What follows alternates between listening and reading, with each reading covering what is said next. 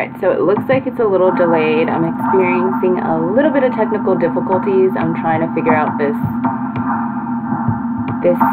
YouTube live thing.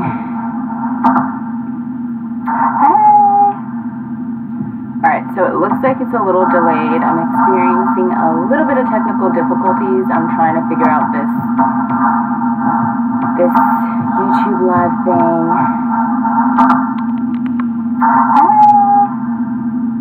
Alright, so it looks like it's a little delayed. I'm experiencing a little bit of technical difficulties. Oh my goodness. Okay, I'm gonna have to turn my volume down because I just realized that I can hear myself playing back. It's a little delayed. This is so weird.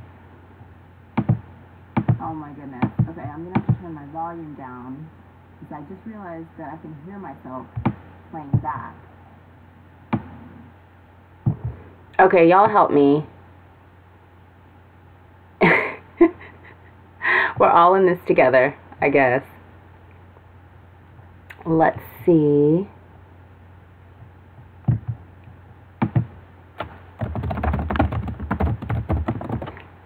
Everyone that's here, say hello.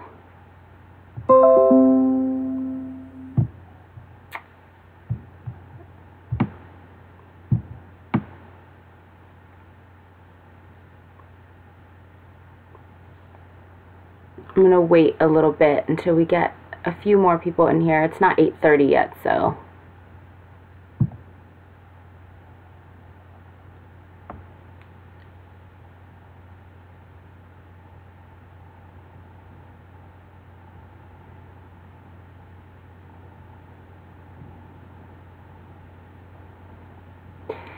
So I tried a new streaming way. That's why I'm being so awkward, because I'm trying to figure out how long the delay is, and it seems to be about 10 seconds or so. But I tried a new way of streaming, and that's why things are a little wonky. I think the last live show I did, if any of y'all were at that one, I just directly streamed straight from YouTube, and that one seemed to have gone a little bit more smoothly. But the problem with that one is that it did not record, like it didn't save any of the conversation. So that video was never posted because none of that information actually was recorded or stored on my channel.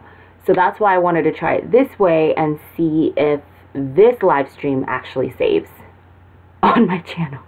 So we shall see.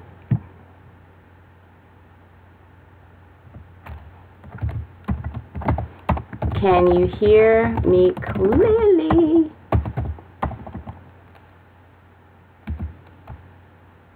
Yeah, girl, go ahead. Set up your documents. Everyone that's joining in, we're going to start things closer to 8:30. So if you want to go get your laptops and, you know, open up your documents, get tea, get a snack, whatever you want to do. And then we're going to start writing. I'm very excited.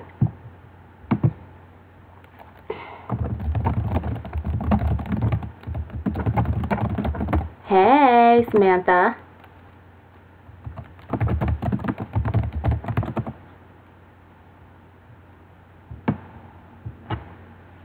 So I'm going to be going back and forth between the chat and the screen. The chat it's so interesting how YouTube has so many different ways that you can go live. On this way, the chat is below the actual video screen, so I have to keep scrolling up and down, so that's a little bit more unnatural. Versus when I actually streamed directly from YouTube, on that little plus button in the camera icon that's on the top right hand of the screen on your actual YouTube page, I think I preferred that way, which is what I did last week. So we might have to do that. The only problem is it did not record the live stream for my channel, which, irritated me so much. So we'll just play around with it. The more we do this, go back and forth and see how it goes. All right, we just wait a little bit longer. It's 8:20, so we got like 10 minutes. So far, Samantha and Aphrodite Lee have said hello. If anyone else is here, please don't be shy. Say hello. We'd love to acknowledge you. How's everyone's week been? It's been a really long week for me. I have a part-time job, but I've been working full-time hours for the past month because we're going through a transition at my job. And so what that means is that we have no manager and things have just been crazy. And so I've just been working all of these crazy hours. And I was only supposed to work like 20 to 30 hours a week, and I've been working a good 40. So yeah, my part-time became a full-time temporarily.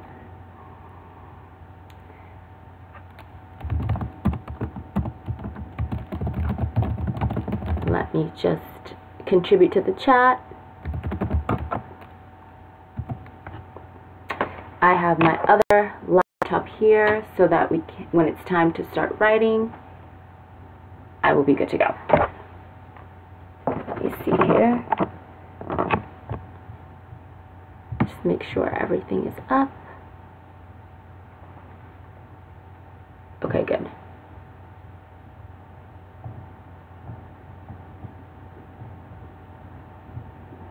All right, we are filling up. This is so exciting.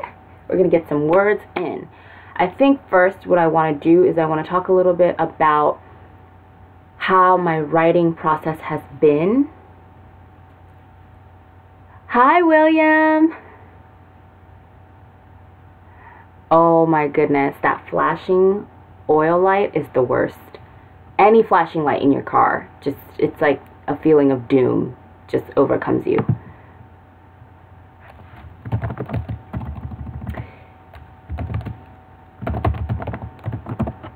Okay, I'm going to try to multitask between the chat and being actually live in real time.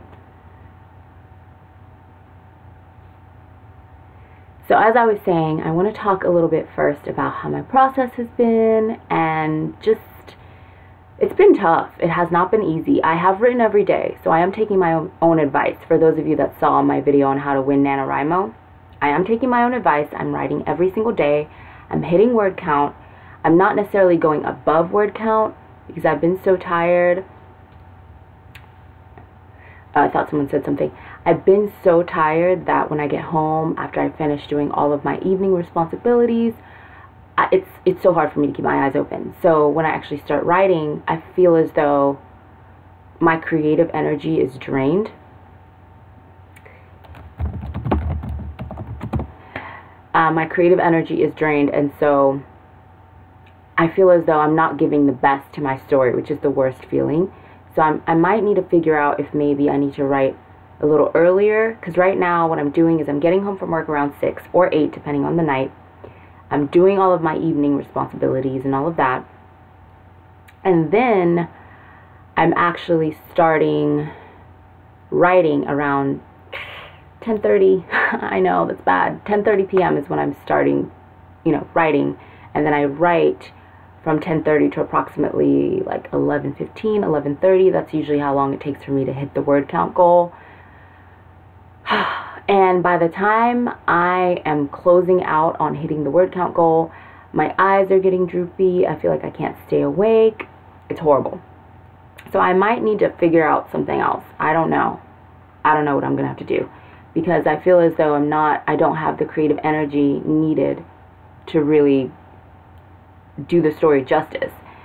So I broke one of my rules, and I've been going back and rereading what I have so far.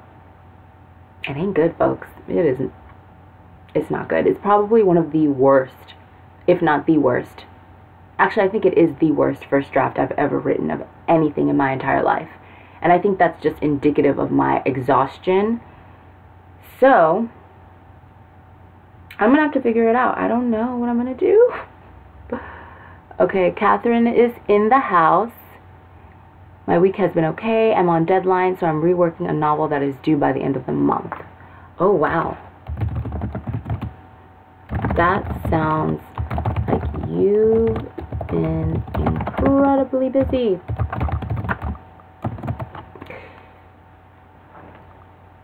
I know, Samantha, I broke my own rule. It's bad. It's bad. It's bad. It's bad. I just, you know what triggered me to go back and read it, or well, yeah, go back and read it, is that I was so delirious the first 2 nights. I mean, it's night 3 now, so it's not like it's been that long. But I was so delirious the first 2 nights. I was like, I need to know exactly what the heck I was even writing. Because I swear, my eyes were closed for half the time. Catherine says, so Catherine's working on deadline. I wish I didn't have to, Samantha, but my agent has given me the deadline. Oh, deadlines. Well, I mean, that sounds great, though. You have an agent, you're working on deadline. These are dreams that a lot of us have of being one day in your position. Samantha says her last working project, she edited,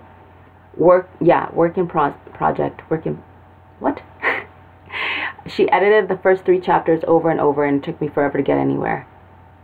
I've been there. I have been there. Catherine, you're working on 2 books? Girl, I don't know how you're doing it. I don't think I've ever done that. I've worked on 2 different types of different mediums. Like, I've worked on a short story and a play at the same time, but I've never worked on 2 long form novels at the same time. I don't think I could do that. That would drive me insane. Okay, so 8:27, so we're going to wait until it gets to 8:30 exactly, and then we're going to start officially. So once again, if you are joining me, I see there are quite a few people in the room. Definitely introduce yourself. Don't be shy. Join the chat. Just say hello. And then if you are doing NaNoWriMo, if you could just say what you're working on. And I would say you don't have to give a title or anything, but just a general, like, give me the genre. You know, if you're working on a young adult romance or a coming of age story or a literary or science fiction or whatever. Just a little bit. Ooh, William writing song lyrics? That's amazing. That's different. That's awesome.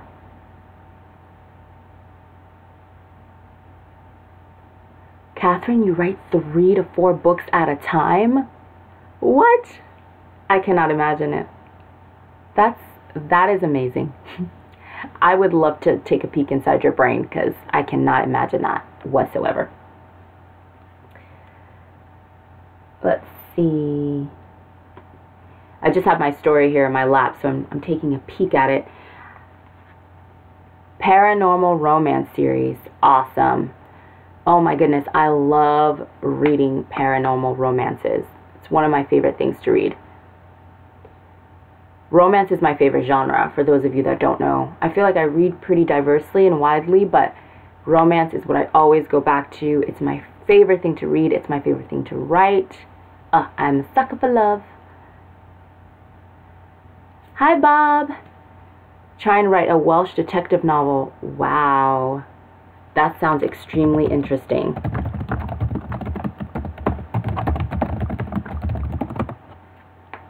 I honestly feel like there's a delay. Let's see.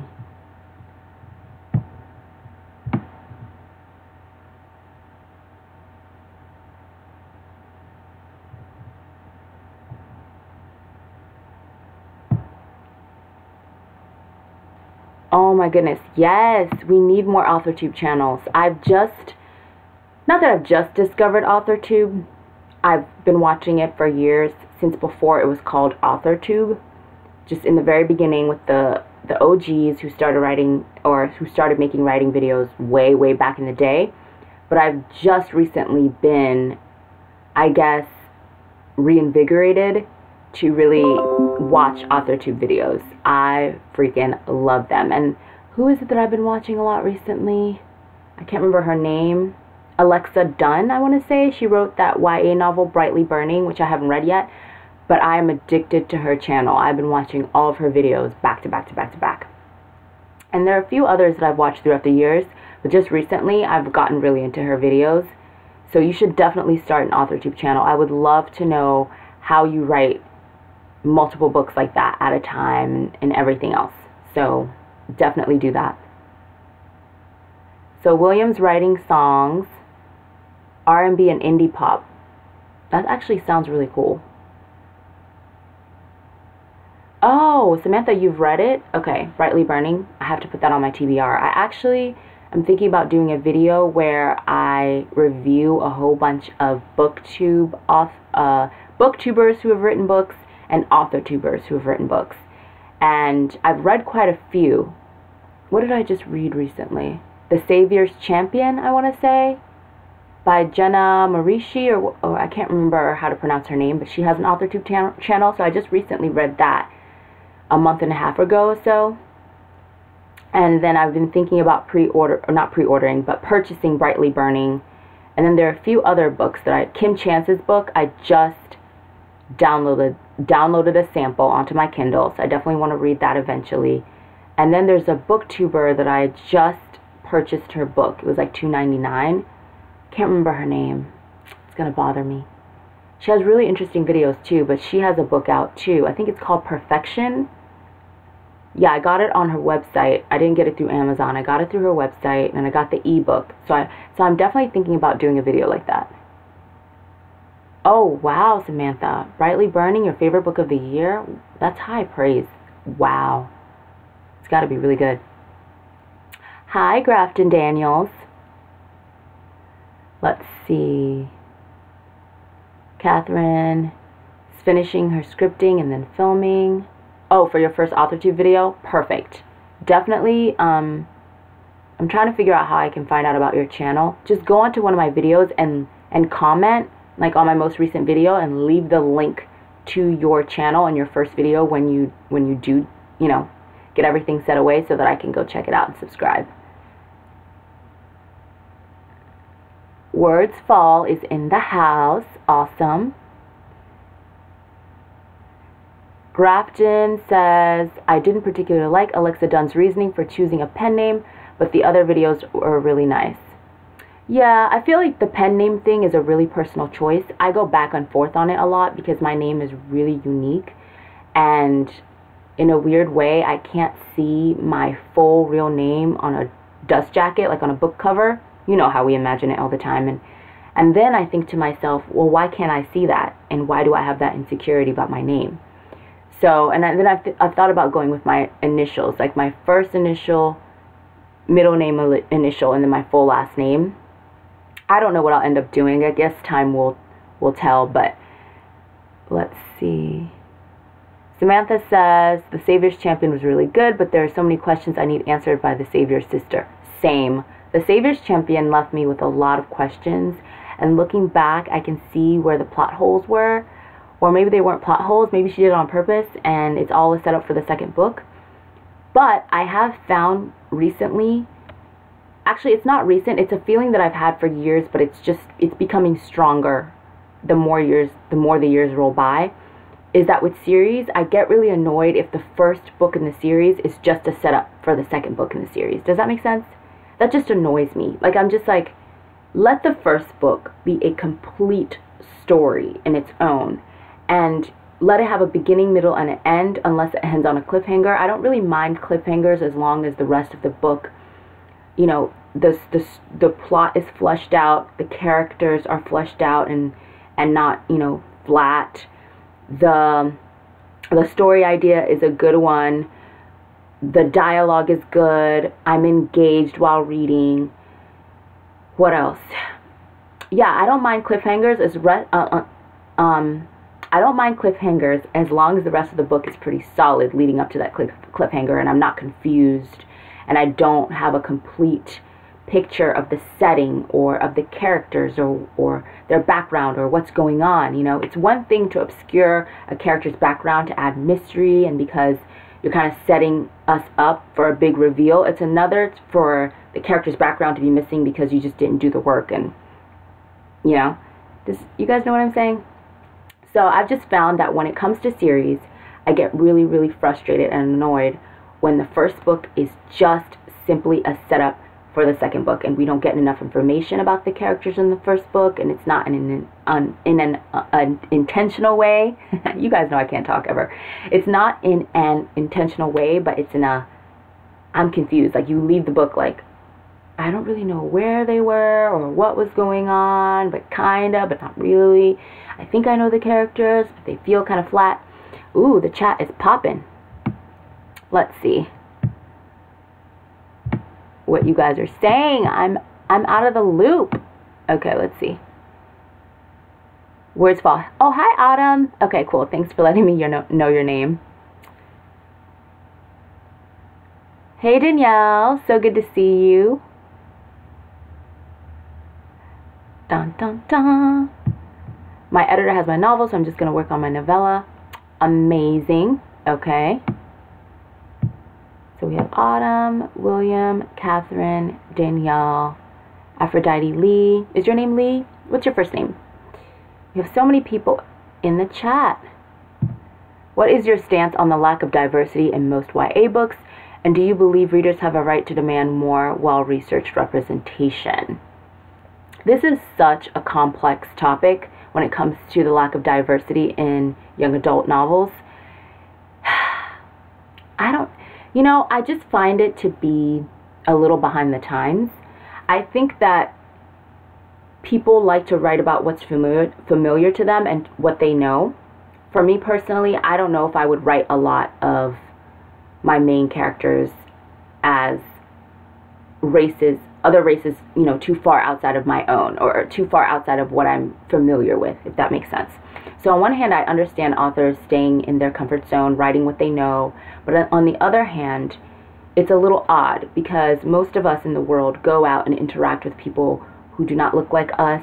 Whether it's at work, maybe not our family or friend circle, but when we go to work, when we go off to university, or when we travel, although some people don't travel, but you're bound to encounter people who are different, who look different, who have different beliefs, who maybe sound different from you.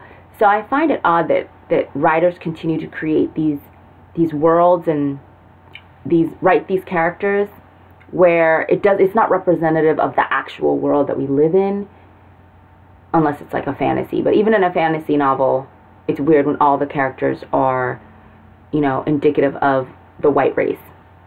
Although I do find that weird in fantasy novels because you can make your characters blue. So why would you be so, why wouldn't you go outside the box?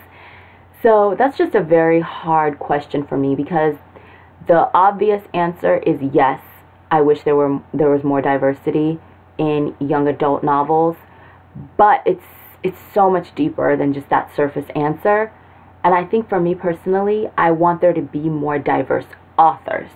I want publishing houses to be choosing more authors of different backgrounds. Why is it that we just have like this very small pool of Black and or African American authors and this very small pool, very, very small pool of Asian and Indian authors and, everyone else in between? Why can't we have more of these authors? Because they're the ones that are going to be able to write their experience the best, When it comes to well-researched, diverse characters, of course you want to do your research. You never want to be sloppy or write caricatures or write, what's the word I'm looking for? Stereotypes. You want to definitely be very careful that you do not write stereotypes, and so you want to do your research, especially if you as a person are not familiar with, in your real life, with someone of that other race or ethnicity. You don't know anyone in your real life. So you want to do your research, you want to get outside your bubble, but more than anything, I just wish that publishing houses would choose and, run after books by people who are not just the mainstream, not just the norm, not just the majority. I would love to read a book in America by a Native Hawaiian or a Native American, or a Filipino author. We don't get that, and it's like I would have to go to the Philippines or to Hawaii, or you know what I mean? I would have to go to their country of origin, and maybe, I don't know. I could go on for days. Let's see what else is going on in this chat.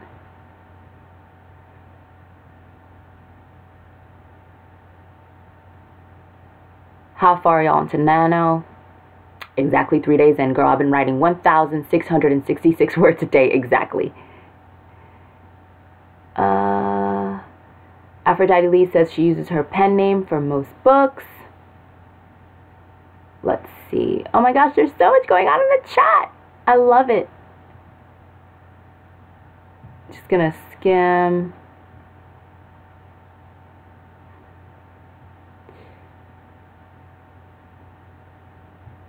I like when series are full of standalone books, but read together, you get the larger plot they're hiding, says Catherine. I think I prefer that too. Maybe that's my problem. Maybe that's my thing. Carrie, hey girl! Carrie, my new BFF. Let's see. Catherine says, when I write characters from other races / cultures, I like to have someone from that race / culture read it for accuracy. I love researching different cultures. Good. Good on ya, as the Australians say. Danielle says, there are a lot of great Indian authors and Indian booktubers. I need to find them. I think I found one. Which is on me, obviously. I'm not looking hard enough. But I found one guy and I was like, I need to find more of you. Let's see.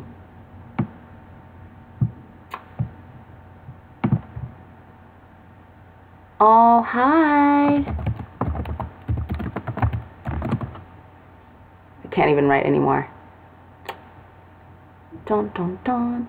Charity! You are not late, girl. We are barely getting started and we are procrastinating as usual. Okay, guys. So Danielle is 4,000 words into her novel. That is so impressive. I wish I could say the same. I'm almost 4,000 words in. You know what it is? The words I have, I don't like them because I broke my own rule and I went and reread. For those of you who didn't catch the beginning of this live stream, I was talking about how I broke one of my rules and I went back and I was rereading and I really regret that I did that. But at the same time, I don't. Because I've been so tired since Nano started because I've been working so much that the time I've scheduled in to write to my day is in the evening. And I think it's a little too late in the evening because by the time I really start writing, I'm so creatively drained. I don't have anything to pull from that I can barely keep my eyes open. And so I feel like the words I'm getting out, I'm like in some kind of delirium and I barely even know what I'm writing. So I was like, I need to go back and see what I even wrote. And y'all, there was some strange stream of consciousness stuff in there. I was like, wow, I wrote this half asleep. So another thing that I'm coming across, another issue I'm coming across is that my story has completely changed. Let's see. My story's completely changed. I went from thinking I'm going to write this young adult, interesting young adult romance with like sister dynamics and talking a little bit about like racial tensions a little bit. And then when I started actually writing, it turned into a new adult. My characters were older and I discovered that I no longer really have an interest in writing young adult, which I will expound upon more in my NaNoWriMo vlog, which will be going up a little bit later next week, where I discuss that. So I don't want to go into it too much on here. So that was the first thing I discovered. The next thing I discovered is that I don't really have a plot for this novel, and that's a problem. The characters are amazing and really fleshed out, and I feel like I know them and I understand them. The themes, I have great themes and things that I want to discuss and things that I want to have show up in the story. I really like the themes. Oh gosh, what else? I really like the setting. The setting I've created, I think is going to be great and really fits the story. But there's no story really. There's no concrete plot. And so because there's no concrete plot, the conflicts that I have kind of rumbling through my mind, I can't plug them into the story because there's no concrete plot. So that's my biggest problem right now. And as y'all know, I'm pantsing. So when you pants, it's just kind of whatever comes out. I feel like if I had really dedicated time to make an outline, I would have a plot. Or I would have been through this stage where I'm at right now, where I'm like, what is the plot? What am I doing? Let's see what y'all are saying. Vermilion Dynamo. I also think the assumption with diversity is that white authors particularly think that means they have to create characters deeply entrenched in culture when we just mean well-rounded. Amen. Amen. I 100% agree with that. Okay, so Soulfire89 is with me on the lack of a concrete plot. This has never happened to me before, and I think what it is usually when my story ideas come to me, they come to me as fully fleshed out ideas, and the plot is heavily featured, right? And this particular novel did not come to me as a fully fleshed out idea. It came to me, the characters were what really came to me. The concept, which I discussed in my NaNoWriMo video, of like these two sisters that are kind of yin and yang and fill a void in each other's lives, right? In the way that they handle conflict. One sister is all action, the other sister is all words, and they kind of are yin and yang. They're a balancing act, if you will. So that concept was really intriguing to me, and I wanted to explore that and expound upon that. Not to mention, I really liked the idea of exploring, you know, female sexuality at that age, and how so many, not just teen characters, female characters in books, but even in the new adult genre, are presented in such a purified way, which is just unrealistic. And I just feel as if we only see that one female archetype in that genre, I would say in the young adult / new adult genre, of this pure, virginal, innocent, untouched female character, right? Just like we have this overwhelming push for this bad boy character that is borderline abusive and controlling and kind of disgusting sometimes, depending on the book. But oh, it's fine because he's obsessed with her and he treats her really well and he changes for her, right? We're seeing a big push for that type of male archetype and that male character. I feel like we've been seeing this push for this female character that is just so pure, so virginal, so untouched, so naive.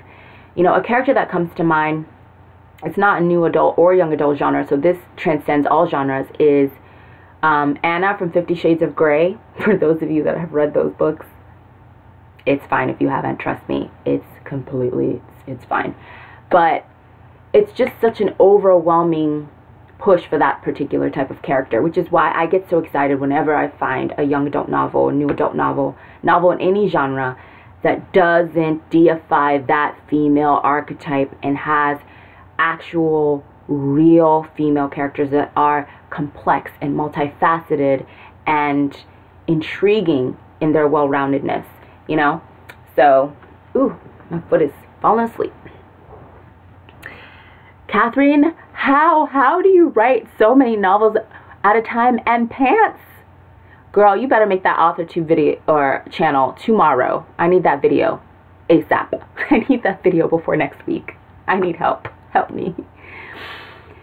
Samantha's a plotter, but all her books usually start out as a concept. I read a few scenes to test the waters, and then I plot. Maybe that's what I'm doing right now. Maybe these crappy scenes are testing these oh so choppy waters that I am in. Let's see. Don't you know that Anastasia is there to save Christian from BDSM? I'm literally dying. Oh gosh.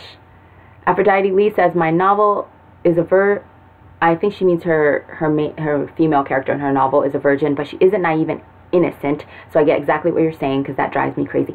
Yes, it's so unrealistic. There's nothing wrong with being a virgin. Amen. Okay, good for you. I'm talking about, you know, in female characters, not in real life. And there's nothing wrong with it in real life either. You guys know what I mean.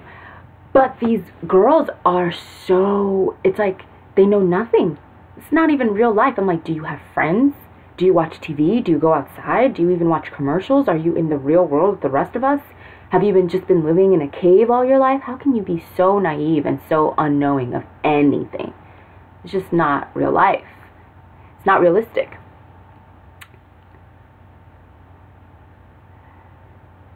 Charity, yes. You get it. Let's see. Okay, I feel like we need to start writing. It's 8:50 and I want to end this live at 9:30 because I don't want to keep you guys too long, and I want to make sure that we get a good writing sprint in, a really good one. So it's 8:50 now, so I will say let us start writing at 9. So everyone, this is your chance. If you can go get your laptop or whatever you're writing with. I know some people are still using pen and paper, which I can't even imagine writing like that. But good on you. That's how I used to write when I was in high school, was pen and paper. But if you guys want to go, make sure you have your laptops or your writing utensils, notebooks, whatever you use to write, because we're going to do a writing sprint starting at 9. and we're going to do a sprint for 15 minutes straight of just writing. It's going to be very quiet in here. All you're going to hear are my keys. My keys. That's it. I'll play some music to entertain us, but you're just going to hear my keys, and I'm going to be writing. So we'll sprint from 9 to 9:15, and then we'll come back and we'll just talk about how that went. And, you know, I'll give you guys a chance to ask each other questions, because the chat is lit. The chat is so lit right now. So I'll give you guys a chance to talk to each other. Let's discuss how that went, and then I will end the live stream. So that will be our schedule for this evening. Catherine. Okay, Catherine, I'm convinced that you're not a real person. You're not. You're not. Not only do you write multiple books at the same time, but you pants them all, and you complete them, and now you're telling me you write on pen and paper. Who are you, Catherine? I can't. I cannot. Let's see. Caroline K. My main characters are 3 sisters, 2 of who aren't very romantic or sexual. Yeah, we need more characters that are representative of all people in the spectrum, in the sexuality spectrum, I should say. I think a book I really enjoyed, was it With Love? I can't remember what the name of it was, because I can never remember the name of anything. But I read it earlier this year, I would say early spring. And I believe it's by Claire Kent. And I believe it was her debut novel. But it had an asexual female protagonist. Is she asexual? Yes. And I loved it. Oh my gosh. I think she was aromantic, asexual female protagonist. And I absolutely loved reading that story. Not only was she a black female protagonist, which was really cool, but then to have that as well. So I enjoyed that. And I remember reading it and I was thinking to myself, why don't we have more stories like this? You know?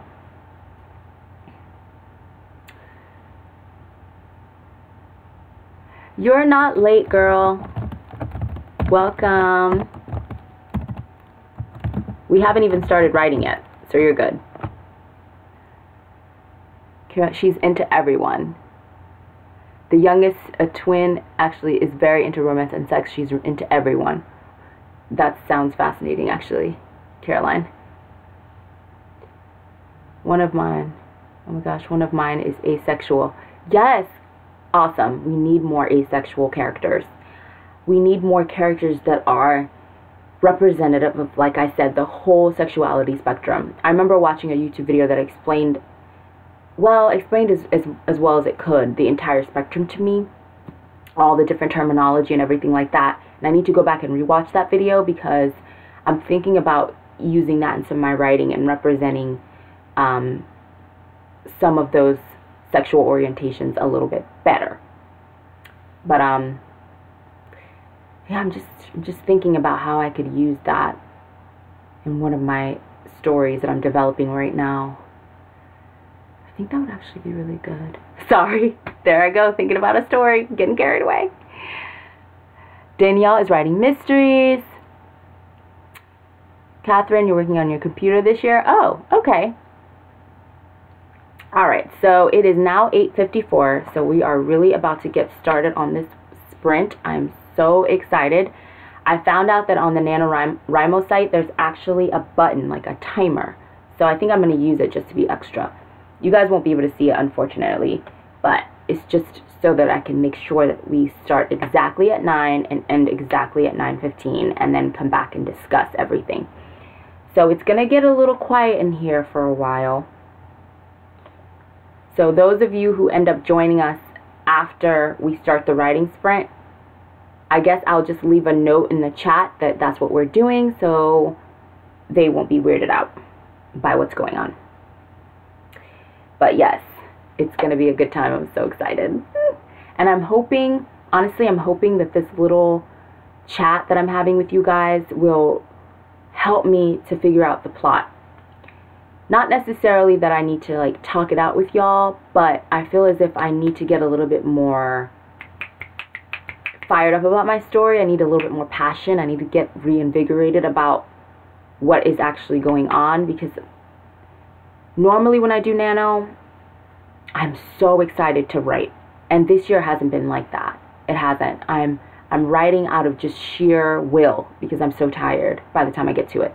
So either I need to change my schedule and find a way maybe to write either during my lunch break or before work, or I need to figure out how to become so passionate, so just invigorated and fired up about the story that will overcome my exhaustion. So let's see. You guys are talking about writing more than one story at a time. I can't, not in the same medium.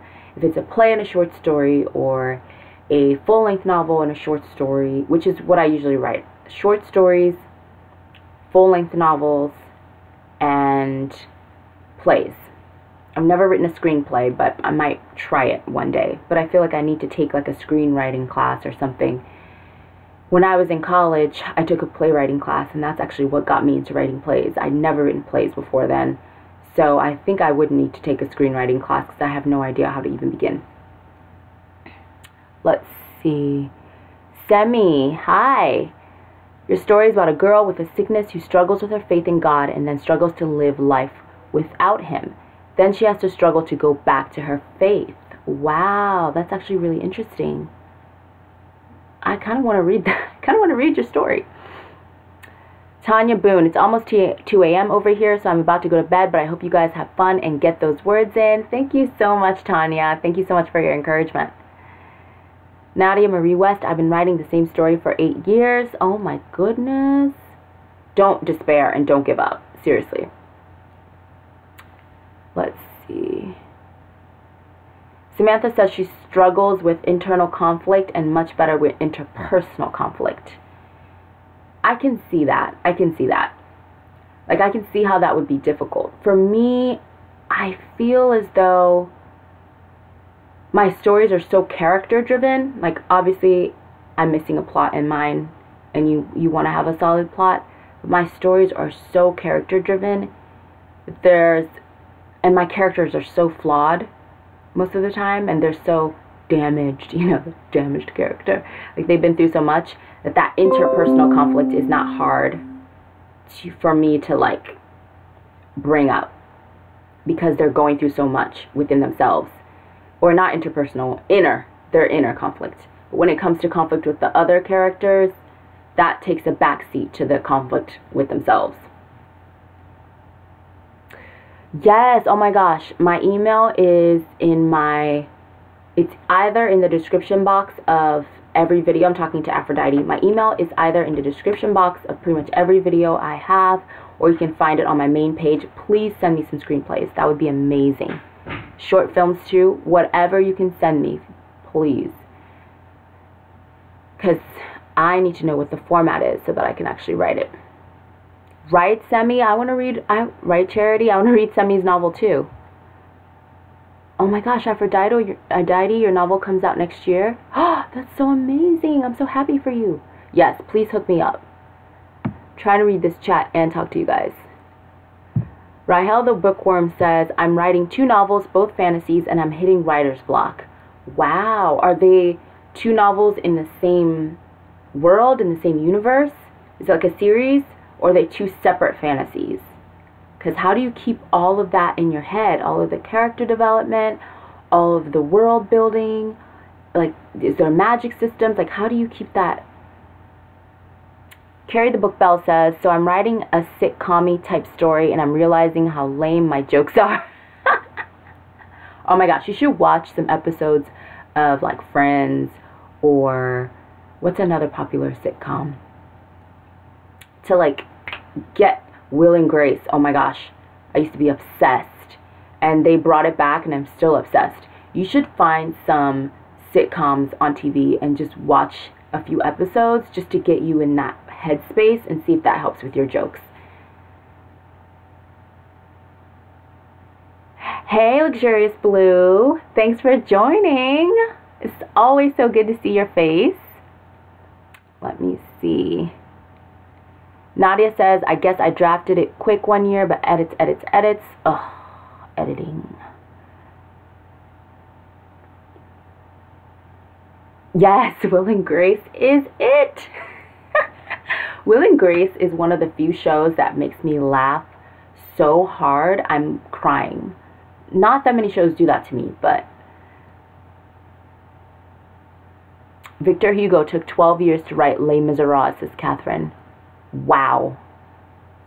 Blackish. I have never been able to get into Blackish, but everyone loves it. My best friend is always talking about Blackish. I feel like I need to start watching it now. Oh my gosh, it's 9:01, you guys. We got carried away. Yes, Carrie, thank you. Okay, let's go. Let's go. Rael, 2 separate fantasies, and both are as far from each other in terms of the world as anything can get. Okay, 9:01, you guys. Let us begin. I'm so hyped right now. Let's do this. Okay, I'm going to play some music for us. If you don't like Taylor Swift, I'm so sorry. She's one of the few artists that I can write to.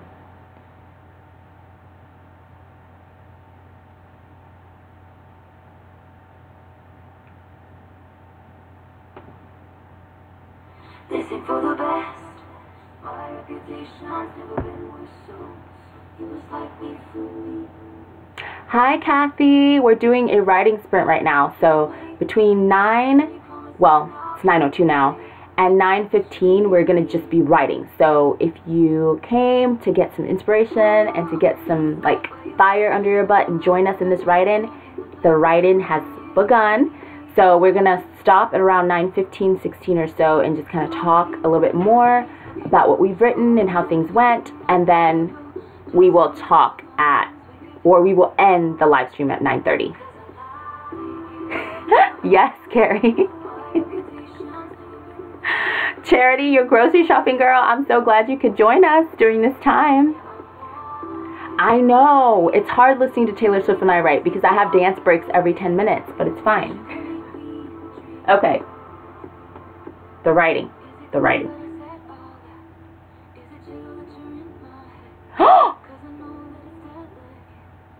Oh my God, Samantha, are you serious? Fine. We will turn off the Taylor Swift. I am not trying to get in trouble with YouTube. Alright, so let's start writing. Let's do it.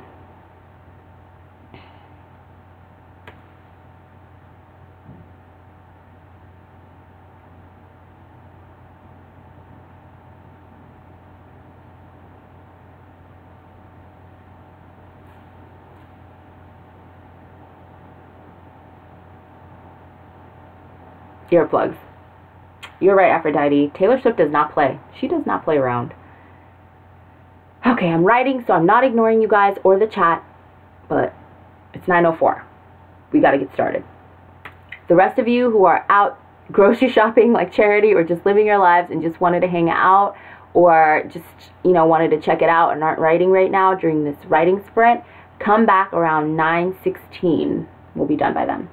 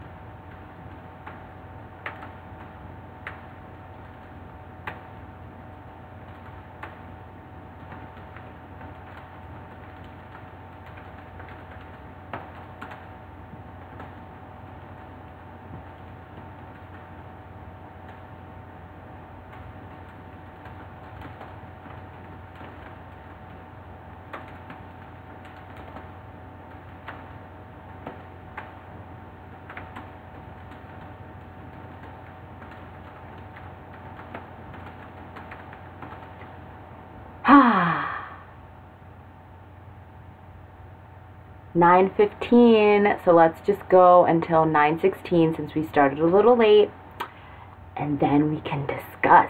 And hey, Jolene, thanks for joining.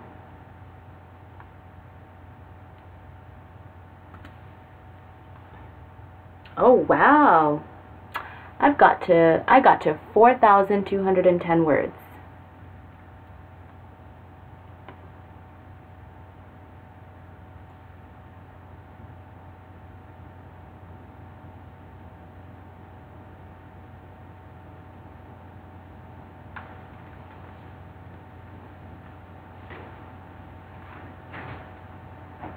Okay.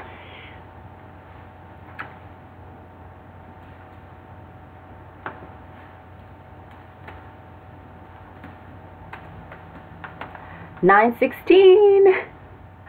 Time's up. Carrie, the only type of sprinting I'll willingly do. Facts. Ain't running nowhere. Nowhere. So, how did it go for you guys? It's 9:16, so we can ease up a bit. It was really successful for me. I got from, let's see, before we started this word sprint, I was at 3,593 words, and I am currently at 4,210 words. So that's really good. Really, really good. I don't know if I like anything that I just wrote, but that's not the point. It's not the point. This first draft is going to be really rough, and I've just accepted it at this point, and I'm hoping that some type of plot will begin to emerge. Since I am pantsing, the further I write, the further I go along. As these days go on, I'm hoping that something is going to come out of this. It will. It always does, but I guess I'm just I've gotten so spoiled by my outlines, because they tend to be pretty freaking detailed and fleshed out. Let's see how many words I wrote. 617 words written for me. How about you guys?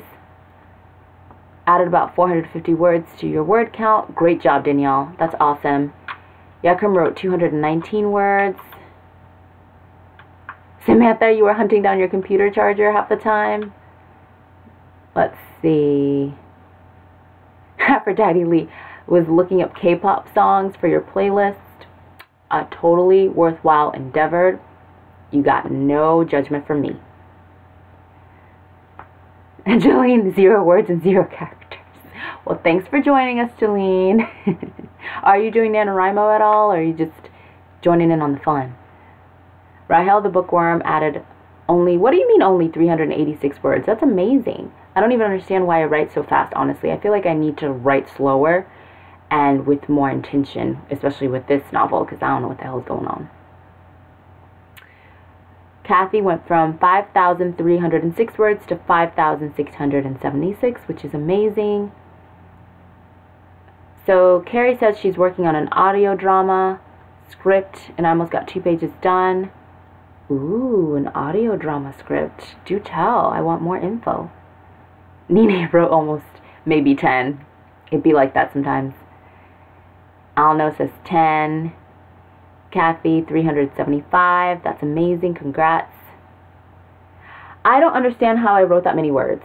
I don't. I just, you know what it is? I think it's because I'm literally flying by the seat of my pants. So it's like, whatever comes out, comes out. That editing is going to be very brutal and painful when this is done. Nadia, 300 words. Yes. Carrie got distracted by trying to find the right Mexican curse word for your scene. Research, am I right? So fun. Oh my goodness. Yeah. It doesn't matter how many or how little words that you get down. It's better than 0 words. And that's honestly something I've learned after doing Nano for so many years now, is that words on the page are words on the page, period. It does not matter if it's 1 word, 10 words, 5,000 words. As long as you're getting something down to get you closer to that 50,000 word count, 50,000 word count at the end of all of this, then it's absolutely worth it. It's absolutely worthwhile, and it's nothing that you should be ashamed of. everyone writes at their own pace. I remember one year I was working 2 jobs, and so I actually couldn't even write every day. So I broke my own rules, and well, I had no choice. I was working literally a job in the morning and then a night job, and there was just no time in between. Once in a while during my night job, there'd be downtime so I could get some writing in. So I had to do all of my writing on my days off. So I was writing like 5,000 plus words on my days off just to catch up and keep up. And that NaNoWriMo taught me how important it was to have something on the page, because I would literally go in on my day off to writing with a blank page, looking at all of my buddies and how they're like 5,000 words in, or however many thousand words in, and there would just be this blank page in front of me, and I would have to write however many words to catch up, to everyone else. And I remember I would struggle. I remember there was one particular day off when I literally wrote nothing, and it wasn't until the next day off when I then had to make up for that day that I didn't write anything, plus all the other days that I wasn't able to write anything, how much I realized just writing something is better than nothing. So yes, Kathy, you can edit anything but a blank page. That is the truth. Jolene, does NaNoWriMo have restrictions on content? Because mine is a little racy. Not at all. The racier the better in my book. Not at all. I mean, you don't have to verify anything through Nano in terms of your content. The only thing you have to verify at the end is that you have 50,000 words written. So you put all of that into like a document or word counter at the end, and then they let you know if you hit 50,000 words or not, which, I mean, you're going to know. And it just verifies it on the site, and then it'll tell you whether you won or not by hitting that word count goal. But they have nothing to do with your content. They could care less. Let's see. That's right. Samantha says they're not monitoring anything but word count. Let's see here. What are you talking about, goats? Oh, gosh. I agree with you, Catherine. NaNoWriMo is all about establishing habits. When I first started in 2014, I hadn't written anything in years. I had kind of abandoned writing because I wrote a novel my freshman year of college, and then I spent the subsequent rest of college editing that novel, querying that novel, trying to get a literary agent, and I failed on all attempts. And the rejection hit me so hard, I think because I was so young and so inexperienced, that I didn't write for years after that. So when I started my first NaNoWriMo, it literally taught me to get back into writing and develop that daily writing habit, that discipline of writing every day, and the discipline of working on something again, of writing a novel and just building a story, sentence structure, story structure, character development, conflict, resolution, rising action, fall, you name it. I had to get back into that, and then it taught me editing as well and how to stick with something. Because that novel that I wrote that never went anywhere when I was in college was the first novel I completed, because I'd spent so many years abandoning projects and leaving things halfway. So NaNoWriMo really taught me to finish things and to build that daily writing habit. So absolutely, Catherine, I agree with you. Sorry to get on my little soapbox. Luxurious Blue, I wrote 106 words in the sprint, but it's been a good day for me, although I'm still 1,600 plus words behind since NaNoWriMo started. So I missed yesterday, but I'm going to catch up this weekend. Yes, you can definitely do it. Let's see, Carrie. Anyone else in high school? Oh, Caroline, you're in high school? That's awesome. Yay, that you're doing NaNoWriMo in high school. Let's see. Thanks, Catherine. I'm glad I came back to writing as well. So Jolene giving us the tea on this book. Her novel is called Danger Comes in Two, and it's about a newly single career-driven woman who starts a sexual relationship with twins and soon begins uncovering unflattering secrets from her past. I kind of want to read this. Let me know when you need a beta reader, because I'm here for you. Melanin Electric, writing emoji. Yes, girl. Failure is the best teacher of success. It really is. It really is. I wouldn't change anything about, what happened at all. It definitely has made me a better writer today, 100%. And it's taught me that this is what I want to do. Apple Tree says, I'm handwriting my novel and I am loving it. It is making me slow down in my writing with my writing and think things through before actually writing it. I transcribe them after every chapter. That's a good point to make about handwriting. Yeah. Danielle says, I plan on having fun with NaNoWriMo. I'm going to write as much as I can. If I make it to 50K, great. And if I don't, okay. I still consider myself a winner for trying. And honestly, Danielle, that's why I kind of prefer the Camp NaNoWriMos in the summer, because you set your own, like, goal, you know? Like, I hate saying that because I love this month and I love the inspiration that it brings and the camaraderie and how writers all over the world, we come together, and it's just the vibe is amazing. But there's something about the Camp NaNoWriMos in the summer. It's more personal, I think, because you can literally do anything. You can edit a novel you're already working on. You can work on a play. You can, not to say that you can't do it during regular Nano, but you set your own goal, which I love.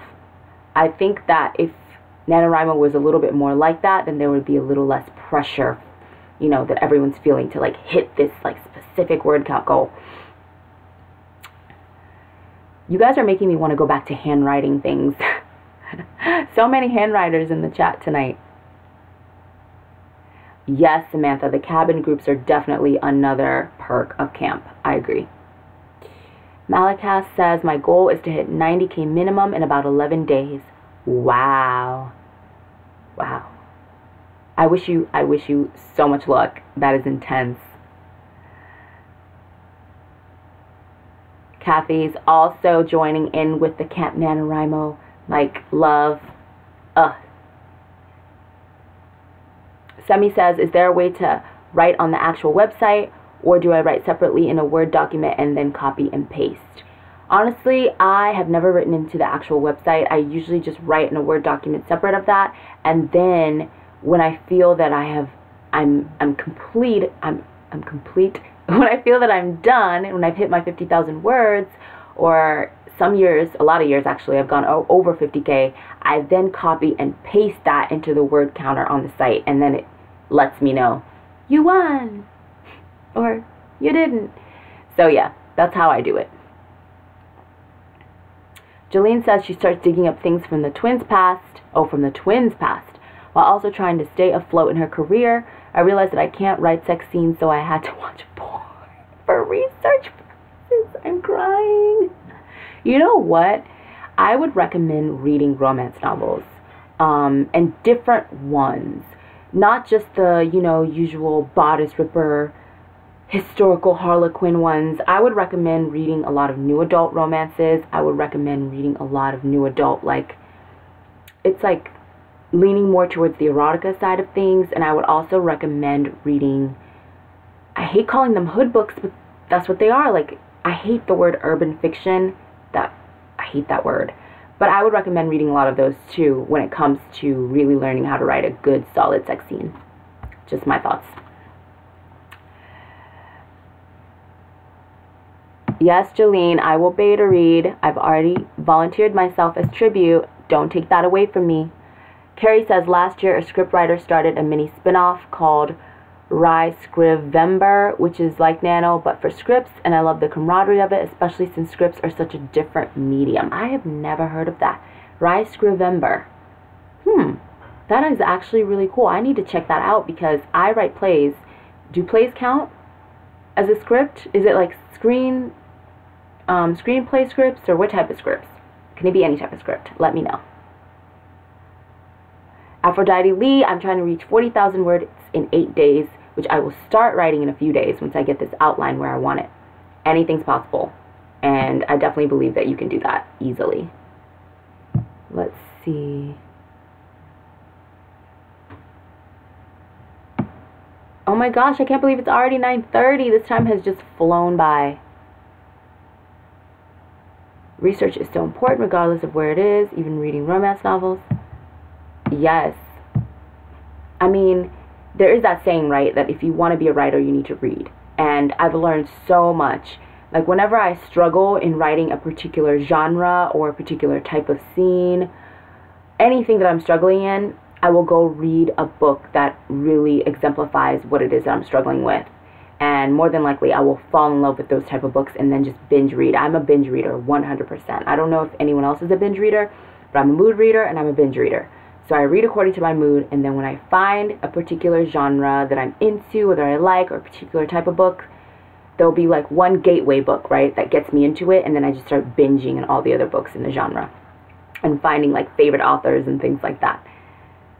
Any script counts. Thanks, Carrie. I definitely have to check that out. That might have to be something that I participate in next year instead of Nano, although I love Nano. Malakast Agent, writing sex scenes is one of the least difficult things to write because what's sexual or pornographic, it's about knowing what to tell and what sex actually is. If you're a virgin, it can be tough. Sarah, you made it, girl, but unfortunately we about to go. But thanks for coming. Thanks so much for coming. It'll be posted later on my channel. Fingers crossed, so you'll be able to go back and watch.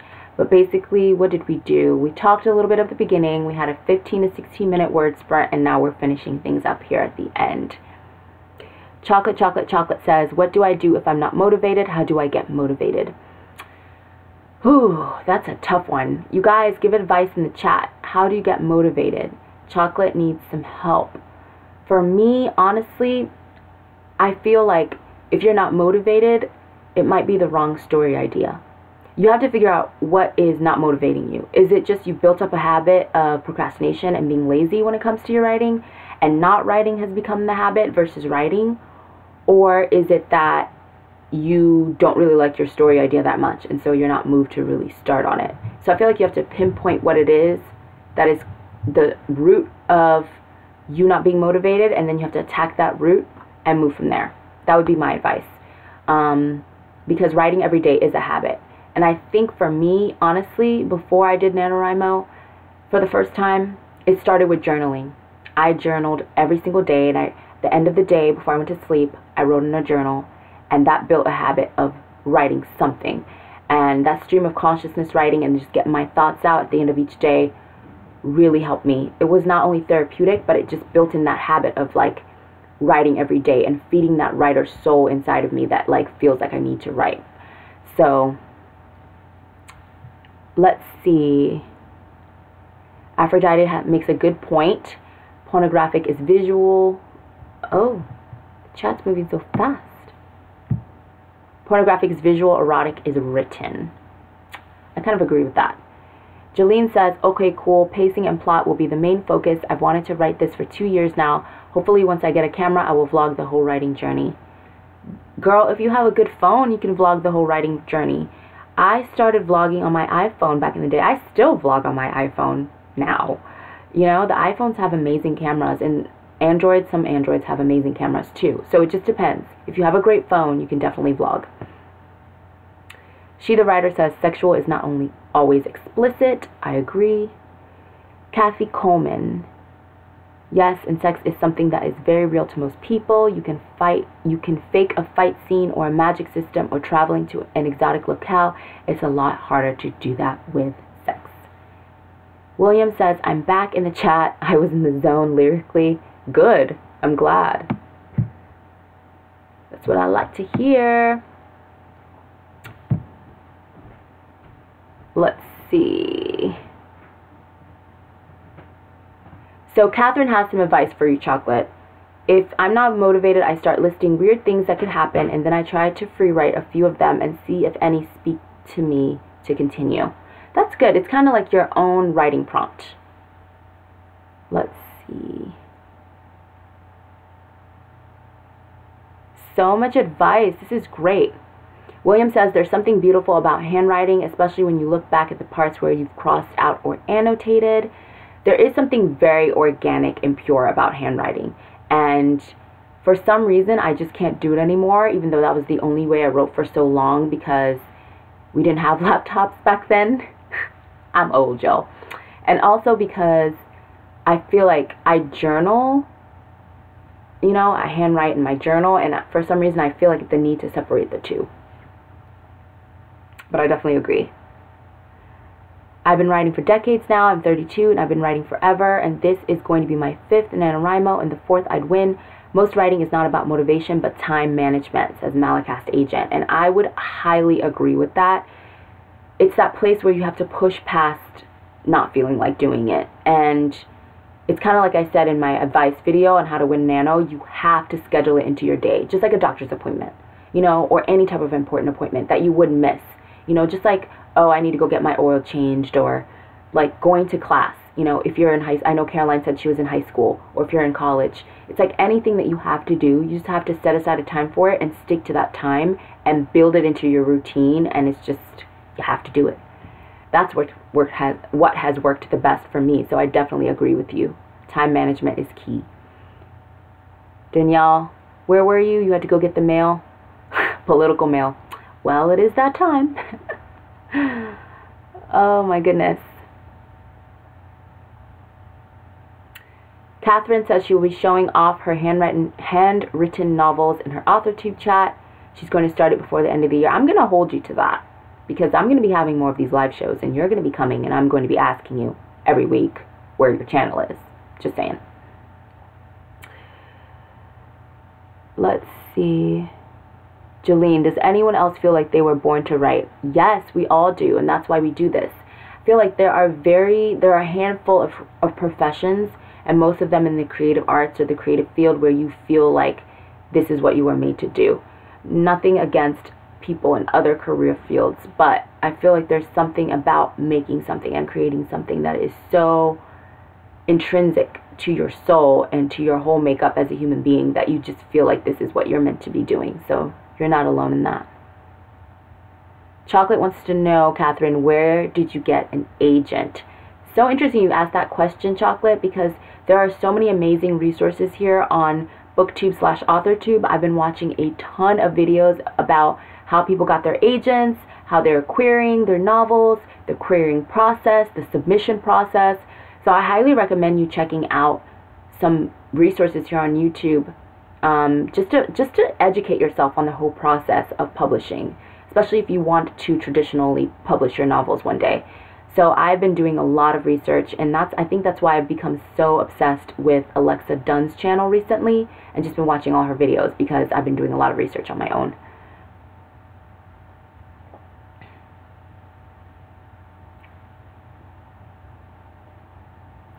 Malakast Agent says, scheduling inspiration is hard. Remember, writing is the tool to let out said inspiration. If you need inspiration, your muse, i.e. your experiences and imagination combined, then go experience. Huh? I feel like I read that too fast. Scheduling inspiration is hard. Remember, writing is the tool to let out said inspiration. If you need inspiration or your muse, which is i.e. your experience and your imagination combined, then go with experience. I feel like you wrote that too fast. Kathy says, when I feel doubt, I always remind myself that my characters chose me, they're counting on me, and I'm the only one who can speak for them so others can hear their voices. Amen, girl. That is literally me. That's what I do. I remind myself these characters came to me, the story came to me, and I'm the only one that can tell it. Let's see. Cue the Craig David album because I was born to do it. Yes, Craig David, throwback. Catherine says, I queried for years. So Chocolate, she's answering your questions. I queried for years. I was recommended to my agent by a client of hers. I looked my agent up and researched until I felt I could query her. Carrie says, also write the story you want to read.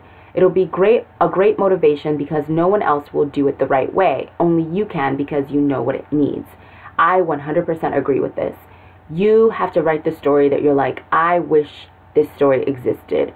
And once you have that level of passion behind you because it's something you desperately wish was already out there in the world, you have to claim that.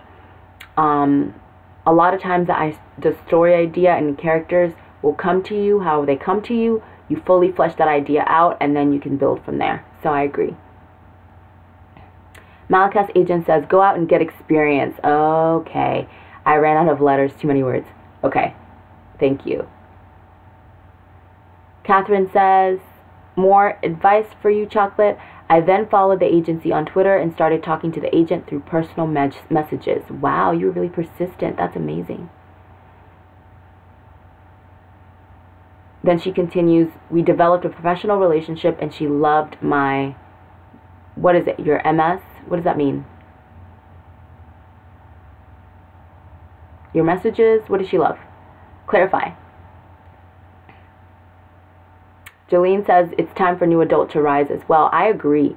I remember, you know what's really funny, you guys? The novel that was wholeheartedly rejected when I was in college was a new adult novel. I wrote a new adult novel before new adult existed. And honestly, that's a lot of what I heard when I was rejected is there is no place for this novel. It's not young adult and it's not adult. It's this weird gray area, and that just doesn't exist in the market right now. So I was ahead of the curve, y'all. I'm just saying. Yes, I was rejected, but I was ahead of the curve. I was ahead of the trend. Rahel the Bookworm, I was literally looking through Amazon yesterday and saw a book about cheap weddings that sparked a story idea that overcame me. I had to quickly write it in my email because that's the only thing I had. And honestly, that's how it is sometimes. We get inspiration from sometimes the most mundane things and everyday tasks. All of a sudden, inspiration will strike and an idea will just come to you. Those are my favorite moments. Catherine continues. We continued back and forth until she just said she wanted to talk to me, and we spoke over the phone. I had to contact other agents to tell them I got an offer. Manuscript. Okay, thanks for clarifying, guys. MS means manuscript. Duh. Aphrodite Lee says, I write new adult mostly. I feel that that is about to be my life. So, I'm in good company. Catherine continues, not all agents are as friendly as she was to definitely make sure they're open to speaking. I agree. You definitely don't want to come off as like badgering or, you know, you don't want to annoy them or anything like that. But that definitely sounds like the perfect opportunity as well, Catherine, the way you finesse that. So good for you. So Malakat's agent has a tip. Reading The Writer's Market helped me a lot as a young writer. The Writer's Market. I need to look that up. Aphrodite has some erotica under her pen name, Minx Kenesha. Ooh, Danielle, I plan to self-publish after seeing the stress that Kim Chan seemed to be in by traditional publishing. I don't want to go through that. I would rather set my own deadline. You know, I planned on self-publishing actually. Last summer, I was like, I'm going to self-publish. 2018 is my year. And then when I did the research and I found out how much money it costs to self-publish and self-publish well when it comes to formatting the book and getting a great cover and getting a professional editor to edit it and just everything that comes with it and the marketing and how you basically have to do all your own marketing and reach out to book blogs and other booktubers and book professional reviewers and oh, it's so much. And I just did not have the funds and I didn't want to do a GoFundMe or something like that.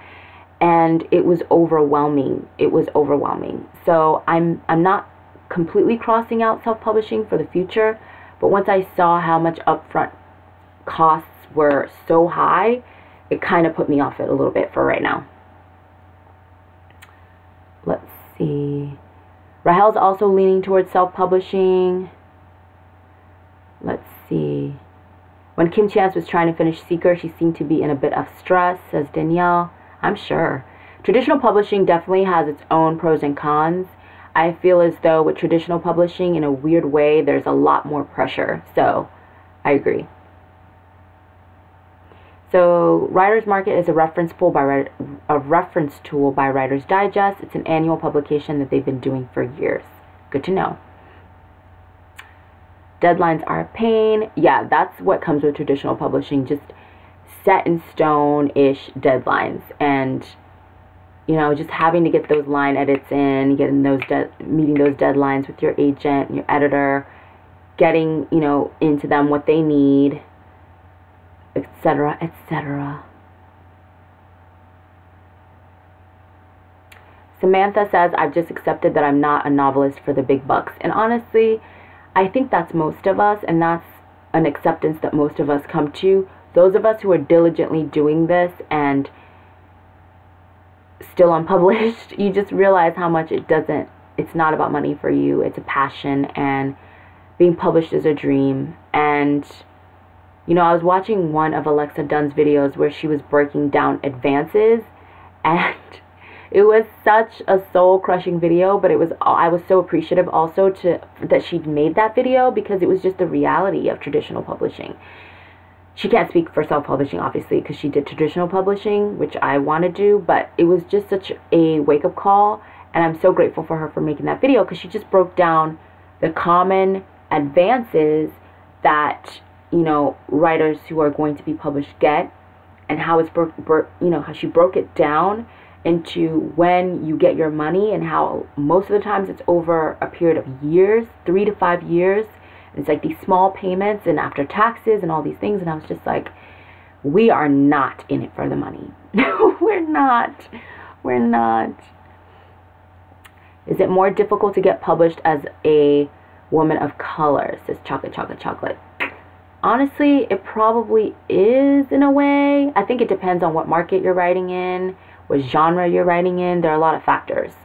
So I can't speak to that because I've never been published. But Verdity says, I created a publishing company to publish my book under, and in 2022 I will work with other authors to help them. That's amazing. That is amazing. Kudos to you, because that is going to help so many people that need that want to self-publish but need that support. I have so much I want to say about that, but so good. Girl, we gotta link up. Loving your entrepreneurial like spirit and your ideas. Let's see. Samantha says, it's more about the motivation for me. I'm a novelist because it's who I was created to be. Should fantastic wealth come along? Well, ... That's how I feel, absolutely. Jolene says, true, I'm not in it for the... I think you mean the money, girl. Money either. It's something that I've known I was going to do since I was a child. That's how you know you're a writer, because you have to write. Yes. Charity says, I was going to self-publish, but I want to try traditional publishing. For women of color, it depends on what it is, but I feel like the market is open for it now. I really do feel like it. And you know, there are always those writers that pave the way and that open the door. And right now, I can only speak specifically for young adult, because that's what I'm seeing. So many writers have just recently opened the door for so many women of color authors to come behind them, which I feel is just amazing. But there are definitely a lot of factors for that. Malakast Agent says, it's hard to get published regardless. It's a tough market to succeed in, but it's also easier to break into as opposed to, say, television or video games. Right? The silver lining. Danielle says, if you don't want to publish as a book, you can always share your stories on Wattpad or a blog or AO3 archive of our own. First time I'm hearing of it. I've thought about that. I've thought about Wattpad too for years. I even think I have a Wattpad account. The only reason I think I never posted on there is just I suffer from like this perfectionalist thing where I never feel like my stories are ready to be read. Ever. And I think I have a short story blog and I have 2 stories on there. But you best believe those aren't the only short stories I've written. I have a ton of short stories. It just takes me ages to edit and it takes me ages to post because I literally have to fight with myself because I never feel like my stories are ready or complete or done. I'm always editing, re-editing, tweaking, retweaking. It drives me insane. And I think that is the one thing that really holds me back.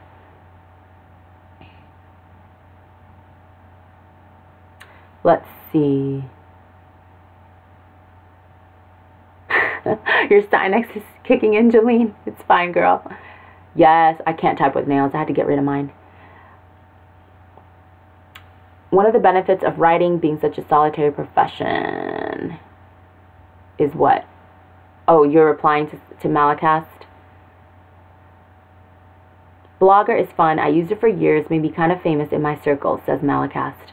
Yes, I was on Blogger for years, and I just recently switched over to, what's the other platform? WordPress. I just recently switched over to WordPress. You guys. Guys, it's 9:50. We gotta start wrapping up this live stream. It's getting late. I'm getting thirsty.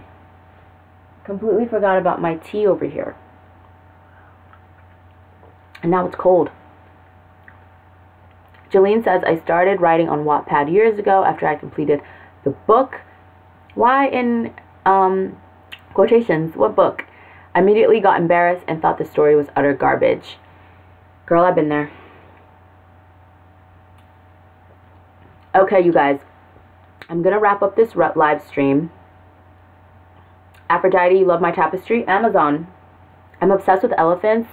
I got this from Amazon back in 2016. I'm obsessed with like colorful tapestries, colorful backgrounds, and elephants. So this is all in one. Kathy says, I learned how to format a book last year, and I also enjoy that. I also do some basic cover design. I'm no pro, but for what I'm doing, it's fun. That's really great skill set to have. Yap Dog says, I'm self-publishing. As a black man, I already accept that it'd be difficult to find a publisher who'd want to publish my story, which isn't black experience centric, but it is influenced by it. And honestly, that is the fear that I have.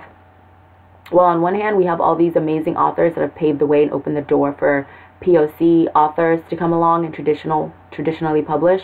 But at the same time, their stories are all so heavily rooted in their experience as being POCs.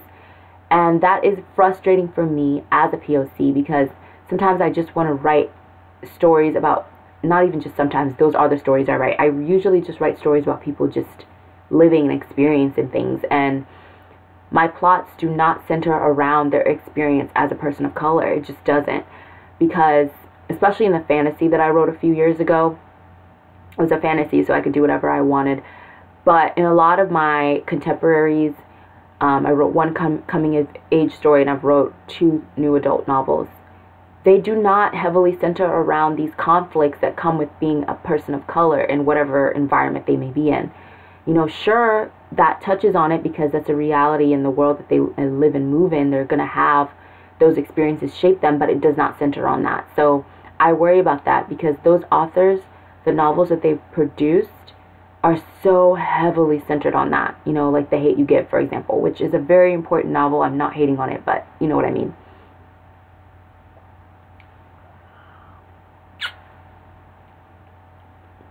Let's see. Malakast has some more words of wisdom.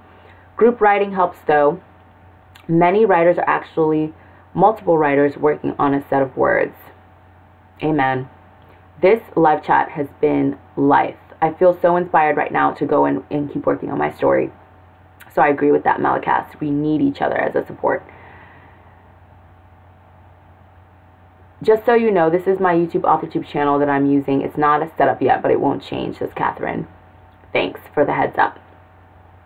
I'm going to be keeping you accountable and checking up on you to see if you have any videos posted anytime soon.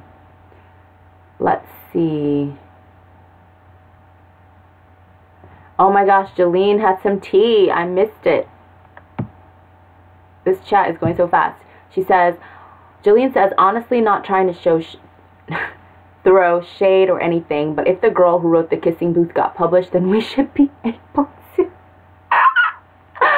Girl, the accuracy. The accuracy. Aphrodite says, my characters are diverse, but my plots do not center around diversity. There are human experiences. Amen. You said that so much better than I tried to a few minutes ago. Luxurious Blue, exactly. I just want to write a story that has people of color just doing interesting things and living interesting and entertaining lives.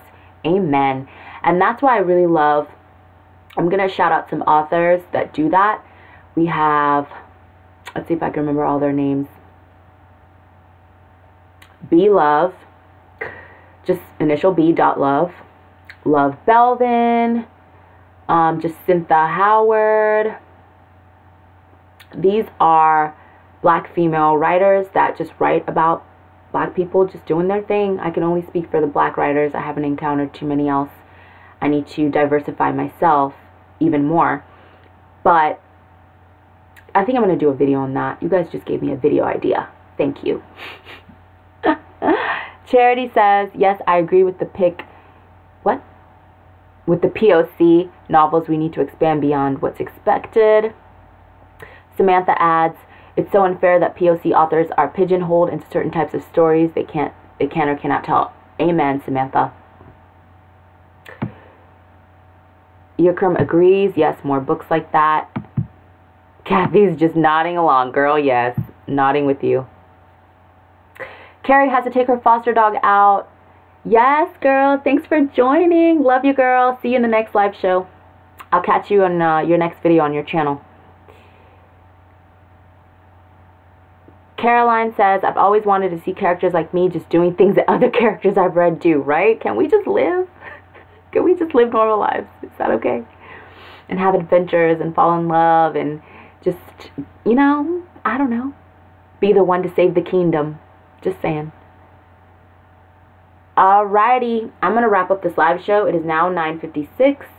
So thank you everyone for joining, who came in and joined me and really helped to inspire me. That writing sprint was everything. I'm going to try to do at least one more live show during this NaNoWriMo, maybe towards the end, to kind of help us push towards that finish line. So yeah, I will also not be doing a live show next week because I'm actually going to be in a wedding. One of my best friends is getting married next Friday.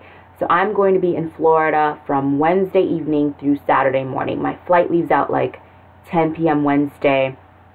She gets married on Friday, and then I won't be coming back home until very early morning on Saturday. So as you can imagine, I've had to figure out some unique scheduling techniques to get my words in for those days that I'll be gone. But I won't be able to have a live show next Saturday, unfortunately, because I'll be just coming back from traveling, and y'all know how that is. So I think I will have a live show instead. I'm not sure yet. I want to say I'm off the following Monday. I have to check my schedule, so I'm not being rude. I'm just looking down at my calendar here. Who else has to write everything down on an agenda? Because I do. The phone thing just isn't cutting it. Okay, so I get back on... Oh, we're in September. That's not going to help. I need to be in November. Okay, so I get back in town Saturday morning. So I'm off next Sunday. So instead of having the live show next Saturday, how do you guys feel about having a live show on Sunday the 11th? And what do you guys want to talk about? Because that live show will not be about NaNoWriMo. I want to diversify a little bit because I feel like I'm going to be doing so much NaNoWriMoing with the vlogs that I'm filming for you guys and the writing every day and being so immersed in my story. I kind of want to just do like a fun live show next weekend. So I'm thinking Sunday the 11th. Let me know what you guys want to talk about. It'll probably be, you know, might be a little bit earlier so more people can join in and it won't be so close to bedtime. So yeah, just let me know in the comments in this video, or you can message me or whatever you want to do. Let me know what your thoughts are on that. And yeah, thanks so much for joining me. It was so fun. I enjoyed really talking to y'all. You guys were lit in the chat, and I feel like people got a lot of great inspiration, writing advice. We found out so much about each other. I feel like we could really network this way and come together as fellow writers to help each other and help uplift each other. Not just during NaNoWriMo, but just moving forward. From now on, we can really start to build a community of writers here. So that's really exciting. Like, really exciting. So yes, I'm going to wrap everything up. And yeah, thanks so much for joining. I will catch you guys in my next live show next week. Like I said, it's probably going to be Sunday the 11th. Let me know what time. Bye, guys. I'm gonna end this. I feel so bad. But let me just say goodbye in the chat. Wrapping things up.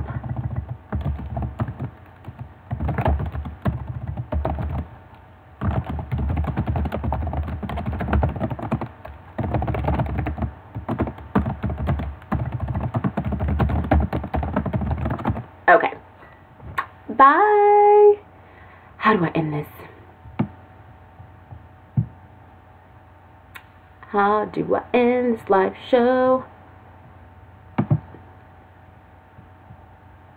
Let's see.